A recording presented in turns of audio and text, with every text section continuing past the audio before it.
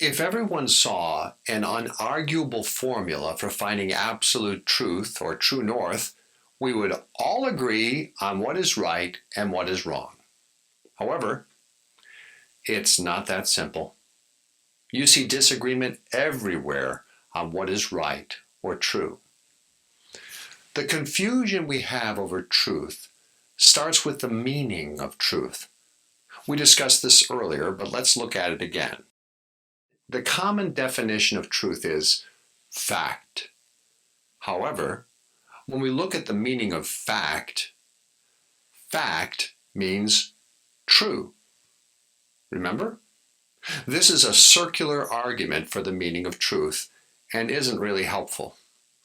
This happens quite often with words and definitions, and it's something we have to guard against to fully understand the meaning of words. There have been many attempts to define truth in theology and in philosophy, and while these two areas of study use a similar definition of truth, they do not clearly and fully see truth in exactly the same way. So, let's look at a way we can combine these two approaches and settle on one meaning for truth. For our purposes, we will say that what is true about an object or concept or whatever is defined to be the accurate disclosure of the object's original purpose.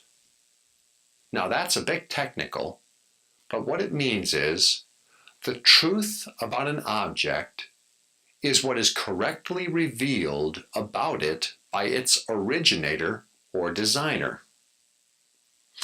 Now, embedded in this idea of finding true north about some object means that we assume that the qualities of the object can be made known to us somehow. But here's what makes it tricky.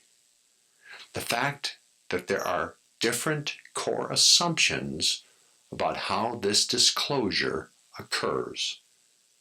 As we have already discussed in previous sessions, some people think these qualities are discovered by making observations and collecting evidence about the object. And other people think these qualities are best understood when the originator tells us what those qualities are. Now think about it. A real estate appraiser needs to know the true size of a building. Now he or she can make attempts at measuring the dimensions, but will ultimately ask if there is a blueprint of the building they can use. Here, they would look at the blueprint, which is an accurate disclosure of the design, and obtain the dimensions of the building in accordance with the architect's intent. The true size of the building is best known by looking at the plans. Some qualities of the building are not even available by observing the plans of the building. Some qualities reside only in the heart and the mind of the architect.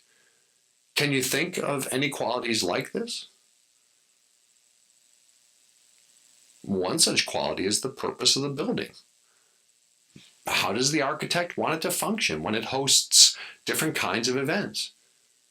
The best way to know truth about the building is to know the architect and to be able to trust what he or she tells us about the building.